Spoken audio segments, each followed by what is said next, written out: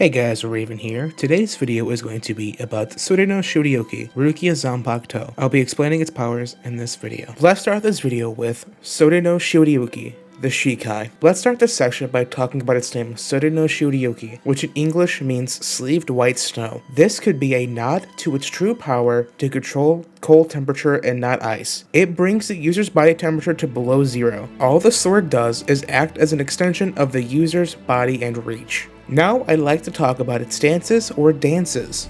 Some no mai.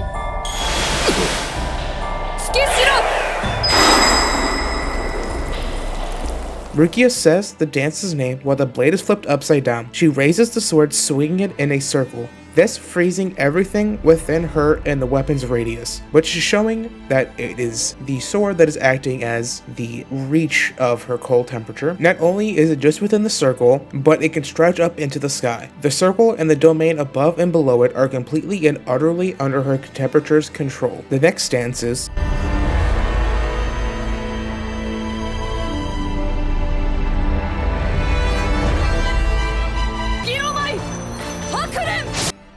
Sugi no Mai Hakuren. She punctures the ground 4 times in a semicircle. This is allowing her to extend her range and reach with the freezing power of her blade. As she is doing this, she is building up a wave of cold air, deadly enough to instantly freeze everything inside its path. The next stance is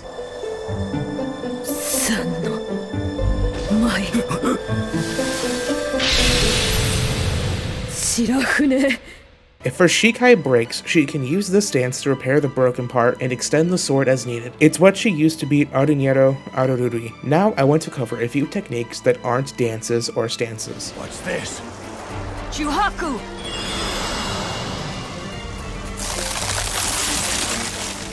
It seems you were the one. If she stabs the ground, she can use her spiritual pressure to send a wave of cold air through the ground to the target's location, freezing them instantly. There is one more unnamed ability to create an ice string between her and her Zanpakuto if it's out of reach, once again hinting at her being the cold temperature and not the sword. Now I would like to talk about the true ability of Sode no Shirayuki, the Shikai. It allows Rukia to lower her temperature to absolute zero. The reason she can control her body despite atrophy stopping is because she has reishi strings allowing her to control herself. She uses it in the 1000-year blood war but can only sustain it for 4 to 5 seconds. Now we move on to the final part of her Zanpakuto.